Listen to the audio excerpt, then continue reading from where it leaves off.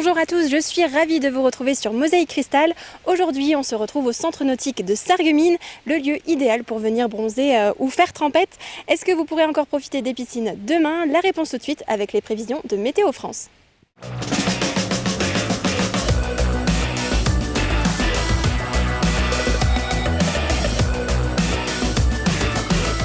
L'Agglo, acteur de l'écomobilité.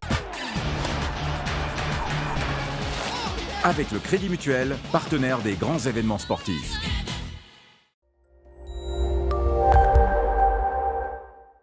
Bonjour tout le monde, demain on pourra profiter d'une très belle journée, pas trop chaude et bien ensoleillée. Les températures minimales iront de 12 à 14 degrés, les maximales de 22 à 25 degrés. Demain nous serons le mercredi 31 juillet, nous fêtons les Ignaces. Le soleil nous accompagnera de 6h03 à 21h12. Je vous souhaite à tous de passer une agréable journée en notre compagnie et vous dis à demain.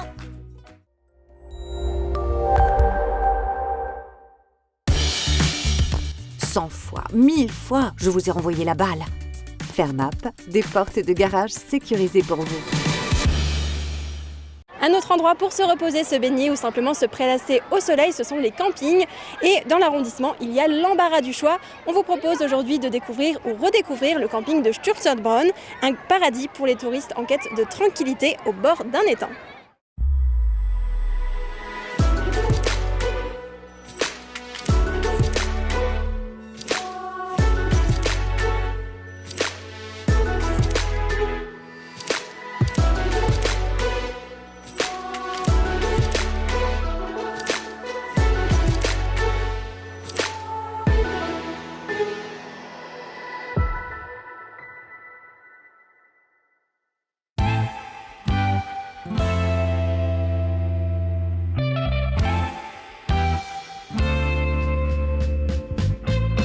Bonjour à tous, c'est parti pour un nouveau numéro Home Tour.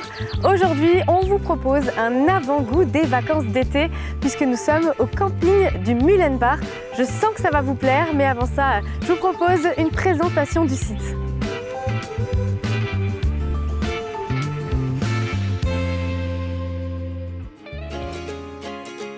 À la veille d'un pont en Allemagne, c'est l'effervescence au camping du Mühlenbach. Il y a ceux qui partent et ceux qui arrivent avec ou même sans réservation. L'aventure de ce camping au fond d'une vallée forestière a commencé il y a presque 50 ans avec les parents de Rita Leppert. 12 hectares de terrain, dont 2 d'étangs, c'était suffisant pour voir naître un rêve. Car à l'époque, le tourisme dans le pays de Bitche n'en était qu'à ses balbutiements. En 1989, Rita et son mari Gérard reprennent l'affaire pour une saison, se sont-ils dit. Et ils sont toujours là, aux petits soins, pour leurs campeurs. Avec eux, le camping a changé de visage d'année en année. Les espaces vides ont laissé place à des mobil-homes mis en location. Mais certains se plaisent tellement qu'ils s'installent pour 6 mois. D'une année sur l'autre, ils laissent leur mobil-home et cabane en place.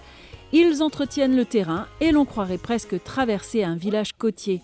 Certains occupants à la saison sont installés ici depuis plus de 20 ans. Plus récemment, d'autres locations plus insolites ont été mises en place.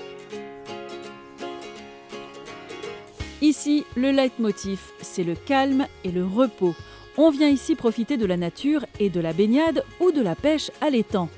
Un calme imposé aux heures de la sieste et après 22 heures. Ce n'est pas ici qu'un mégaphone vous invitera à une soirée délirante.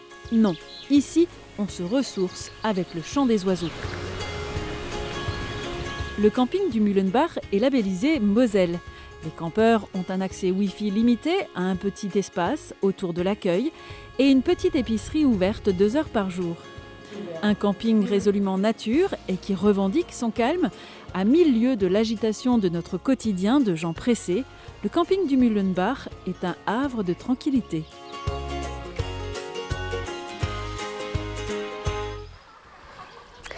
Rita, vous gérez le camping ici?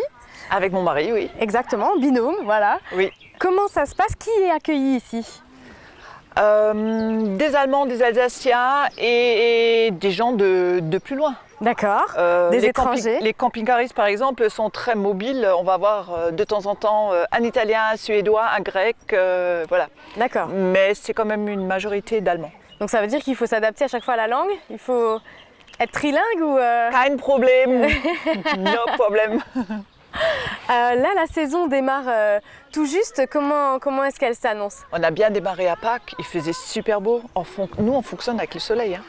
Il y a du soleil, il y a du monde. Là, maintenant, il y a les vacances en Allemagne, donc on a pas mal d'Allemands pour les vacances de la Pentecôte. Et un gros week-end qui s'annonce encore, un week-end à Pont en Allemagne. Et ensuite, ça va être le train-train de juillet-août, des vacances scolaires en France. D'accord. Et alors, il y a une partie de la clientèle qui est saisonnière, mais il y a aussi des gens qui décident de s'installer ici à peu près 6 mois dans l'année. Exact. Comment ça se passe? On a 3 sortes de clientèle. Oui. On a celui qui vient avec la tente, la caravane ou le camping-car qui va louer un emplacement nu. D'accord. On a des locatifs, on peut aller jeter un coup d'œil tout à l'heure.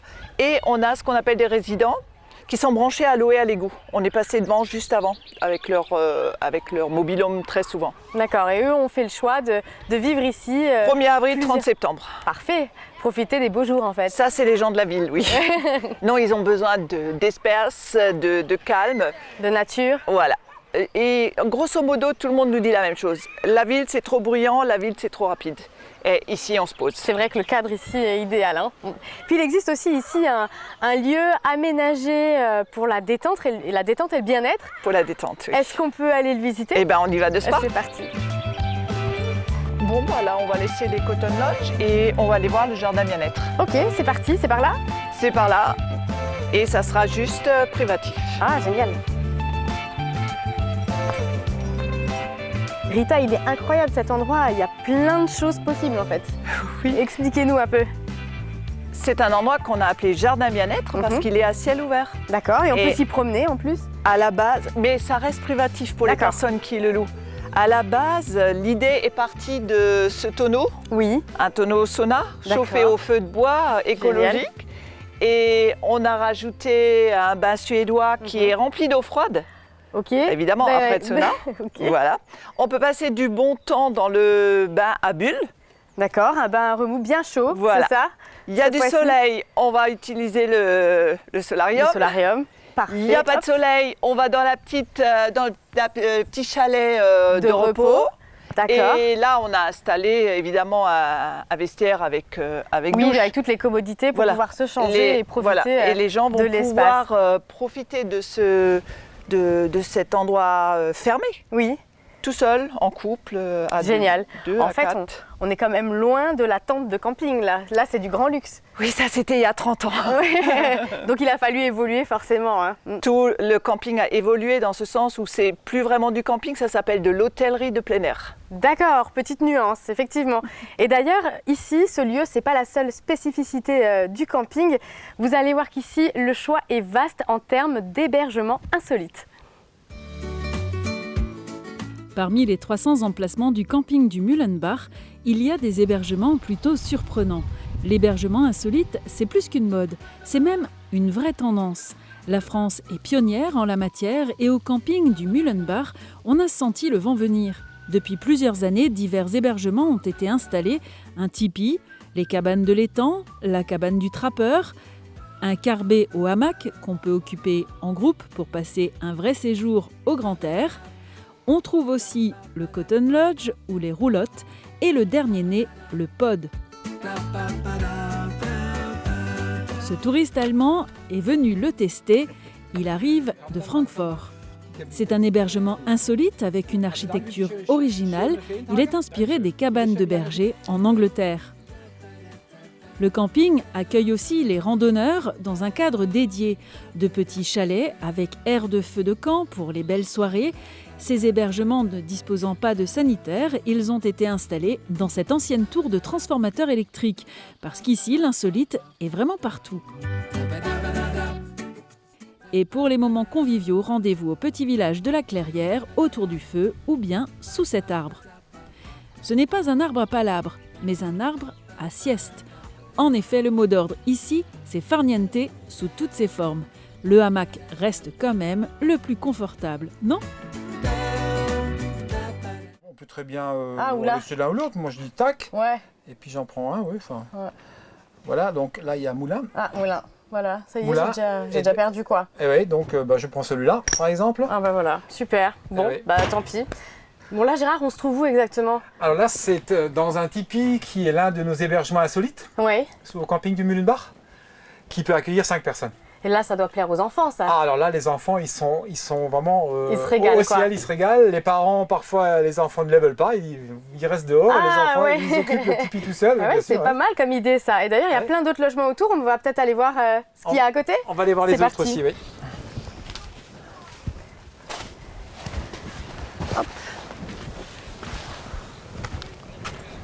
Alors, expliquez-moi, Gérard, Donc, là, nous sommes dans le petit village de la Clairière. Oui, d'accord. Petit village, pourquoi? Parce qu'on a effectivement essayé, et on l'a fait, De recréer une ambiance. village, avec les hébergements qui sont côte à côte, Oui. esprit village, avec donc Des des roulottes. chalets, des roulottes. Oui. Ce sont des hébergements qui sont grand confort. Quand je dis D'accord. grand confort, douche, WC à part, cuisine équipée, vaisselle, chambre à coucher parents, chambre à coucher enfants. D'accord, donc c'est insolite, mais on a quand même tout ce qu'il faut à l'intérieur. On est d'accord? Ouais, c'est le grand confort. Hein. Le logement insolite, comment ça se passe? C'est une idée avec Rita, vous avez voulu développer ça, pourquoi? Parce que c'est une tendance générale, expliquez-moi un peu Ouais. l'objectif. Alors effectivement, c'est une tendance. Et après la tendance, il y a eu la demande des vacanciers qui veulent l'insolite. L'insolite dit aussi aventure. Ah oui, Et de nos jours, on va en vacances, mais on cherche aussi vacances-aventure. d'accord, un vrai souvenir un peu souvenir, différent. Voilà. Donc d'où l'importance d'un feu de camp. Ah oui, au milieu du Comme village, ici, quoi. Au Génial. milieu du village, hein, qui regroupe et qui permet aux vacanciers de se rencontrer et de lier et de nouer les connaissances. Et est-ce qu'il y a un logement insolite qui plaît plus qu'un autre ici Alors, au camping? ceux qui sont très demandés, c'est les roulottes Oui. et les lodges qu'on va visiter Bah maintenant. oui, on peut aller voir ce que Ouais. ça donne. Allez, c'est On va parti. voir. Voilà, ça y est, on arrive à la lodge. Oui. Bungalow toile ou lodge. On va aller voir ce qui se passe à l'intérieur. Ah oui, d'accord. Donc là, en fait, on est sur une tente, une lodge, hein, mais on voit que c'est une matière tente. Par contre, elle est améliorée. Il y a 2 chambres, en fait. 2 chambres, une grande chambre pour les parents, une petite chambre pour les enfants, Oui. avec tout le confort qu'il faut. Donc, une possibilité de De cuisiner, cuisine. réfrigérateur, vaisselle, Ouais. Petite salle à manger. table, petite salle à manger. Et tout est amovible. On peut ouvrir si on veut. On fait un peu ce qu'on veut. On peut en faire carrément une tente ouverte sur l'extérieur. Ah ouais, on a un peu l'impression Puisque- d'être en safari, même, je trouve. Voilà, on peut dire ça. Et donc, ce genre d'hébergement est également assimilé à du glamping. D'accord, oui. Glamping, glamour. Oui, glamour effectivement. camping, voilà. Oui, c'est vrai que c'est plus Camping. confortable qu'une tente classique, quoi. Voilà, tout à fait. hein. Et- Et donc, le confort est à l'extérieur par le biais donc d'une salle de bain très proche Oui. et des toilettes Qui privatives. sont privatisés voilà, Privatives. pour le logement. À ce logement-là, tout à fait. Parfait. Le confort, les gens le veulent. Ils viennent pas forcément pour le confort, mais quand ils sont là, on voudrait quand même bien Oui. avoir le confort. Ah bah oui, Et puis c'est donc, ça. il On faut veut s'adapter. l'insolite, mais on veut quand même garder du confort. Et on s'adapte à la demande. Bah oui. Et d'ailleurs, vous êtes tellement bien adapté à la demande que vous répondez aux besoins en fait de tout un tas de typologies de groupes, Ouais. même aux cavaliers. Regardez. Quand on part en vacances, on aime emmener ses animaux de compagnie. Sauf que lorsque ce n'est pas un chien ou un hamster, ça devient compliqué. Ici, on accueille évidemment les chiens, mais aussi les chevaux. Chaque animal dispose d'un morceau de près de 100 mètres carrés lors de son séjour.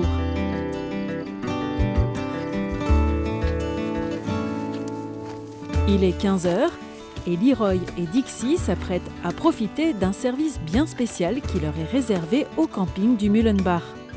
Un bain dans l'étang. Une partie de l'étang du côté du déversoir est réservée à la baignade des animaux, chiens et chevaux, un moment de détente et un bon moyen de se rafraîchir en été.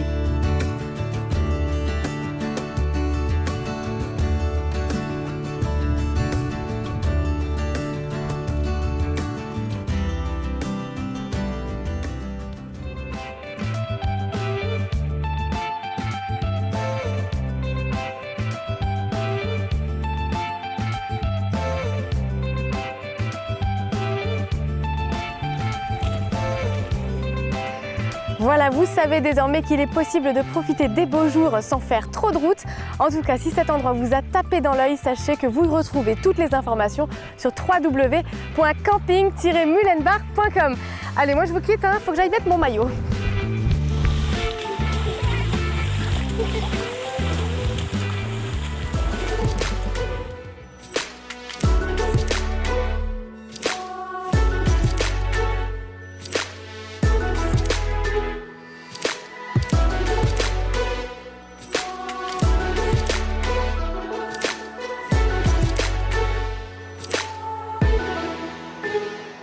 Dans un instant, nous ferons un retour en arrière pour en savoir plus sur l'hôpital Saint-Joseph de Bitche. Ne zappez pas, c'est juste après ça. Au pays de Bitche, une offre fibre jusque chez vous, un service innovant en zone rurale.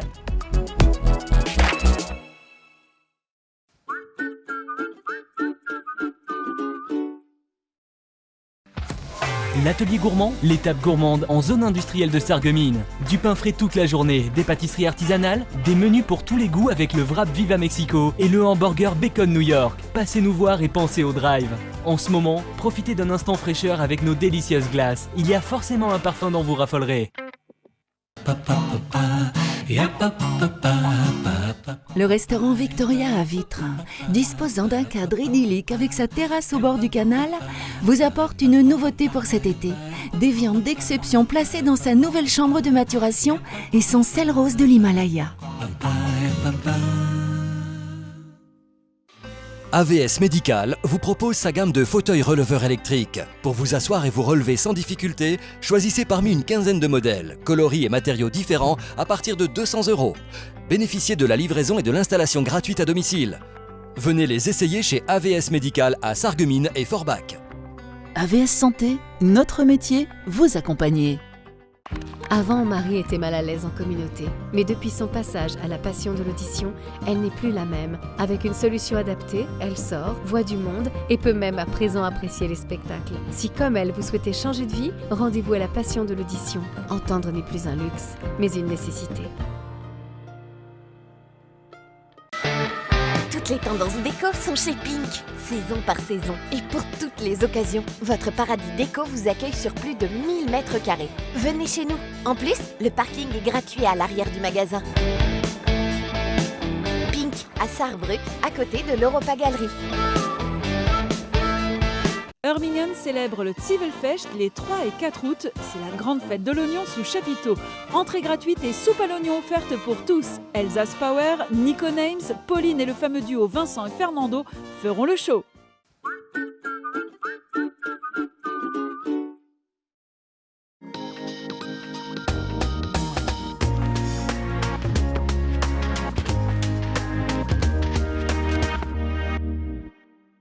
L'hôpital Saint-Joseph de Bitche, est-ce que c'était mieux avant? Nous nous sommes plongés dans les images d'archives pour ensuite petit à petit remonter le temps jusqu'à aujourd'hui. Nous allons explorer ensemble son histoire, de l'ancien bâtiment réhabilité en logement privé jusqu'au nouvel hôpital. Je vous laisse découvrir ce reportage et je vous souhaite de passer une excellente journée. À demain.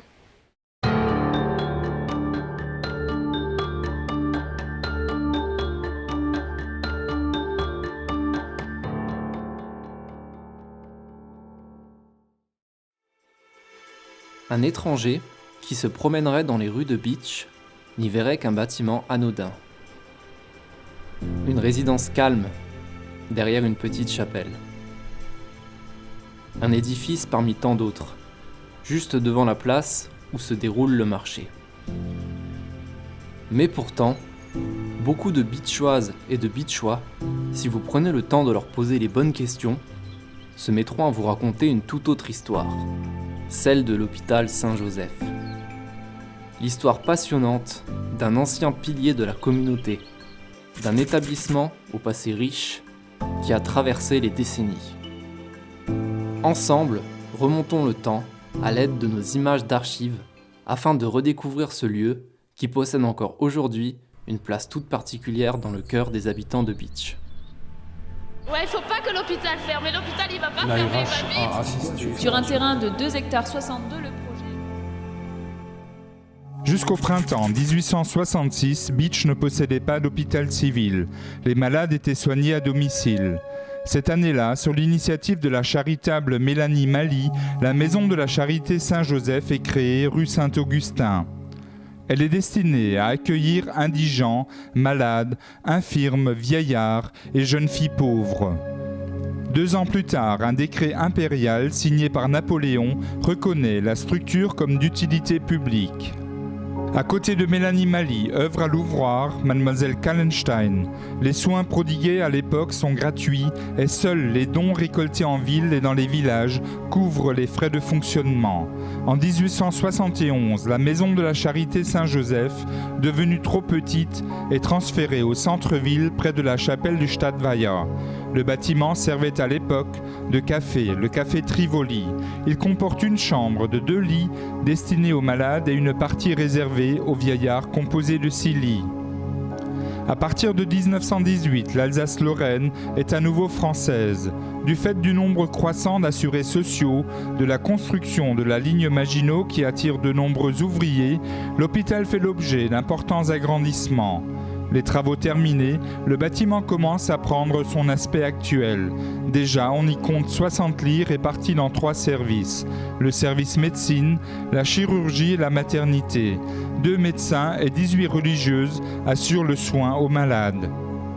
On avait des vaches encore, et des cochons, des poules. On vivait de notre, comment vais-je dire, ce que nous avions planté, nous avions quelques jardins, alors on a planté là, on a commencé pauvrement.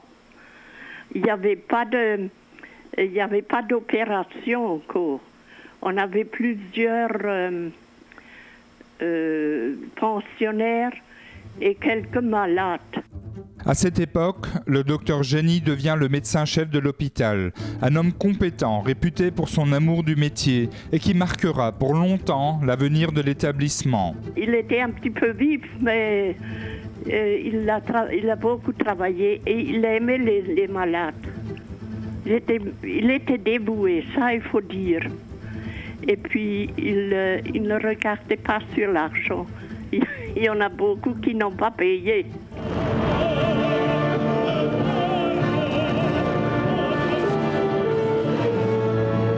Pendant la guerre, l'hôpital est fortement endommagé. Il est touché par 17 obus et 2 bombes. L'une d'elles a frappé le chauffeur du docteur Génie. Mon père avait été appelé dans un village. Il part avec le chauffeur comme c'était l'habitude à cette époque-là. Il revient de cette visite et à ce moment-là, il dépose mon père à l'hôpital, qui continue ses soins. Et mon père attendait donc que le chauffeur revienne. Comme il ne le voyait pas venir, il lui a dit, il y a une sœur, allez me chercher le Fernand pour qu'il revienne. Cette sœur revient au bout de 2 minutes et lui annonce que le chauffeur a été tué par une bombe qui était tombée juste à ce moment-là. Après la guerre, le bilan financier est désastreux. La plupart du matériel médical a été réquisitionné ou reste dans un état délabré. Il fallait nettoyer. On a fait que nettoyer la fois là pour de nouveau loger des malades. Mais on n'avait pas tout de suite des malades parce qu'on n'avait pas de lit.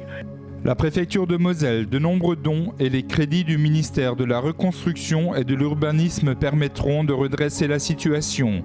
Mais il faudra 10 ans pour relever les services. La capacité de l'hôpital atteint alors 85 lits, dont 58 en médecine, 12 en chirurgie et 15 en maternité. C'est en 1963 que Lily Lucas intègre les effectifs hospitaliers.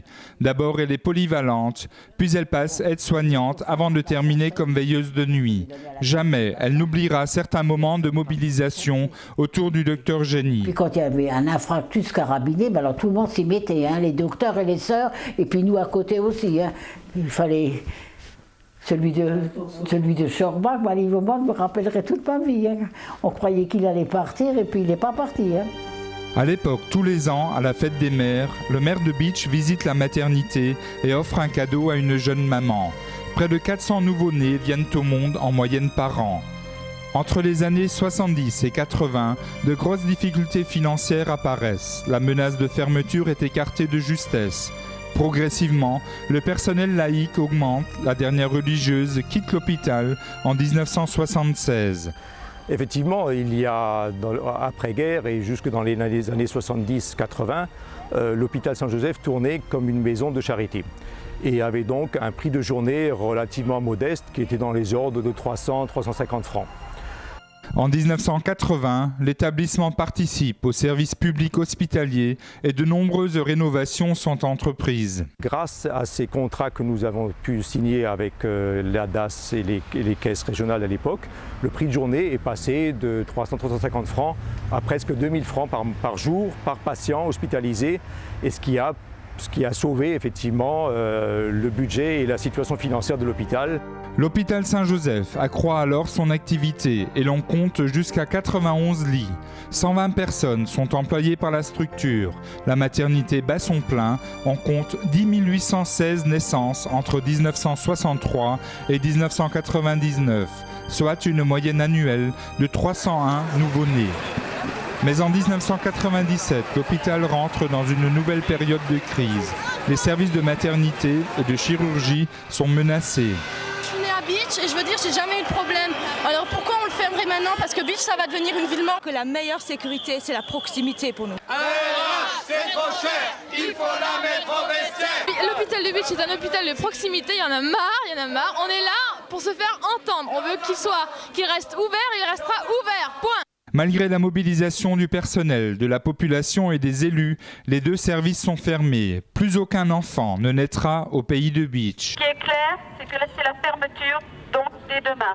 Ça, il n'y a plus de négociation possible. Nous n'avons pas passé 2 heures à négocier. Malgré la fermeture des deux services, l'hôpital doit se moderniser. Le développement d'un service long séjour est alors décidé. Devant le choix d'une restructuration importante du bâtiment ou de la construction d'un nouvel hôpital, l'ARH penchera en faveur d'une nouvelle structure. C'est le soulagement pour l'équipe de direction. Parfois, nous avons su nous montrer convaincants finalement.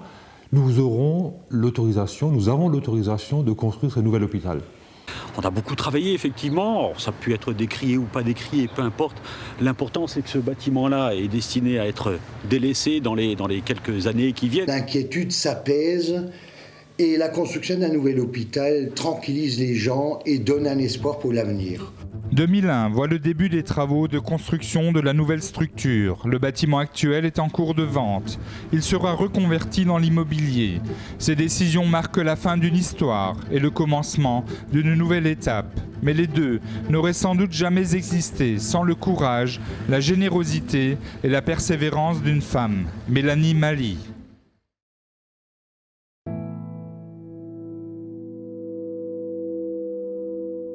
La décision est prise et elle est irrévocable. Le nouvel hôpital sera construit. En octobre 2000, l'avant-projet du nouvel établissement est officiellement présenté. Les travaux, quant à eux, débutent en été 2001. Suite à différents retards d'ordre administratif, les travaux de construction du nouvel hôpital de Beach n'ont débuté qu'au cours du mois d'août. Sur 1,50 hectare, le chantier se situe à l'arrière du collège Saint-Augustin, rue de l'Ébar. Actuellement, les responsables de l'hôpital Saint-Joseph sont en pourparlers avec la municipalité. Ces derniers souhaitent signer un bail amphithéotique pour une durée de 99 ans et qui porte sur un peu plus d'1 hectare supplémentaire. Montée sur une plateforme à l'orée de la forêt, cette structure hospitalière présente de nombreux avantages. Eh bien, il se trouve à la sortie de la ville, tout en n'étant pas trop loin du centre. Il se trouve également en pleine nature, là, à l'orée de la forêt, et également à quelques centaines de mètres de la déviation qui nous relie à Agno et à Sarreguemines. Le conseil d'administration de l'hôpital tient à respecter le cadre environnemental. Nous avons donc essayé de répondre aux fonctions d'un hôpital, ce qui n'est pas évident, en respectant toutes ces conditions et en étalant au maximum horizontalement le bâtiment. Nous avons donc 2 corps de bâtiment qui constituent l'ensemble de l'hôpital, 2 corps perpendiculaires. Le premier, qui est le principal, si vous voulez, comporte un rez-de-chaussée et 2 étages courants, et le deuxième corps de bâtiment ne comporte qu'un rez-de-chaussée et un seul étage. Doté bientôt d'une nouvelle structure, l'hôpital fonctionnera en médecine petite urgence et long et moyen séjour. Il s'agit là de donner aux malades de l'an 2001-2002 le confort auquel ils ont droit. La nouveauté dans cet hôpital sera la présence d'un long séjour, c'est-à-dire le service qui s'occupe des personnes âgées qui ne peuvent plus rester seules chez elles, qui sont trop malades pour rester seules chez elles. Et nous aurons 30 chambres de long séjour. Nous avons cette autorisation depuis décembre 1998, mais elle était impossible à mettre en œuvre dans l'hôpital, l'ancien hôpital, tel qu'il est actuellement. D'ici plusieurs mois, un nouvel hôpital doit ouvrir ses portes. Pour les acteurs du projet, c'est une première victoire. Cette maternité, donc on peut toujours espérer qu'un jour ou l'autre, le ministère de la Santé reviendra sur cette politique de fermeture des petites maternités, et à ce moment-là, l'hôpital de Bitche, les équipes qui suivront la nôtre seront prêts à accueillir ce service. Verra-t-on un jour fonctionner les services de maternité? La bataille ne semble pas perdue pour Michel Philippe, même si l'espoir demeure bien fragile. Aujourd'hui, le nouvel hôpital possède une bonne réputation. Il est apprécié de la population. Il fournit un accès aux soins 24 heures sur 24 et accueille 150 employés. Depuis 2008, il fait partie intégrante du centre hospitalier de Sarreguemines, permettant ainsi des agrandissements architecturaux. On y trouve un service de médecine générale à orientation gériatrique, un service de soins de suite et de réadaptation, une unité de soins longue durée, un centre de soins non programmés, un service radiologie, un centre périnatal de proximité, ainsi qu'une antenne SMUR. Il possède également en son sein une pharmacie sur site pour usage interne et une cuisine en chaîne chaude. On y effectue des consultations de spécialistes en pneumologie, en gynécologie, en chirurgie orthopédique ou digestive. Enfin, sa responsable, Dorothée Czarnecki, nous a évoqué à la suite d'un entretien le projet d'une antenne de service d'hospitalisation à domicile déjà existant à Sarreguemines.